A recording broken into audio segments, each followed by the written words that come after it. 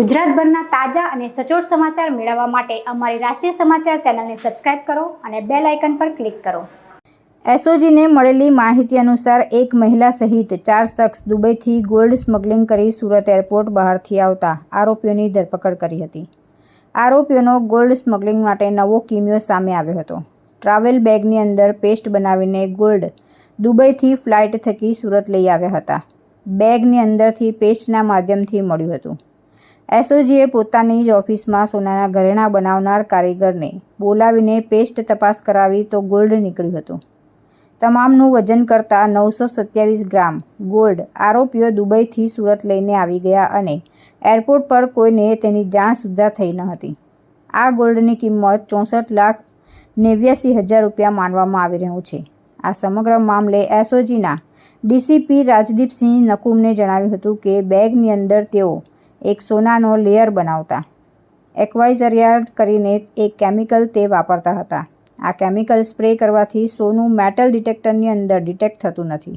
2024ના રોજ પોલીસને લગભગ 15 દિવસથી એક બાતમી હતી કે સોનાની મોટા પાયે દાણચોરી જે છે એ સુરત એરપોર્ટથી આવીને સુરતની અંદર ઘુસાડવાનો પ્રયત્ન ચાલી રહ્યો છે। તો એ બાબતે એસઓજીની ટીમનું વર્કઆઉટ ચાલુ હતું। એ દરમિયાન 7/7ના રોજ અમને માહિતી ચોક્કસ મળી કે આજે રાત્રિની ફ્લાઇટમાં આજે સોનું છે એ પ્રવાહી સ્વરૂપમાં સુરતમાં આવનાર છે અને તે જહાંગીરપુરાની શિવમ હોટલ છે ત્યાં એની ડિલિવરી થવાની છે સાયણ રોડ ઉપર।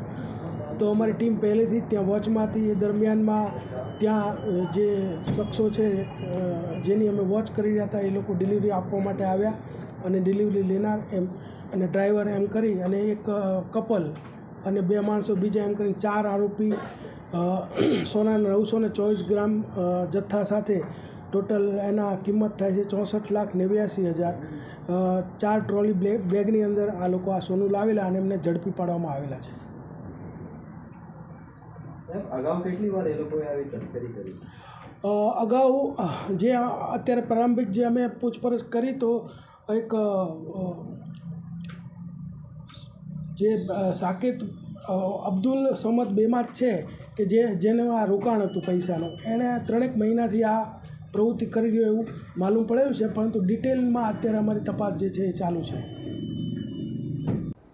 ચોક્કસ વાતની જાણ હોય ત્યારે જ આ સોનું પકડવાના ચાન્સીસ છે। સહેલાઈથી એરપોર્ટથી નીકળી શકાય છે। બેગની રેક્ઝિનના પાછળ જે રેક હોય છે તેને પીગળાવવામાં આવ્યા ત્યારે જ સોનું મળ્યું હતું। તુલસી શર્મા સાથે રાષ્ટ્રીય સમાચાર સુરત।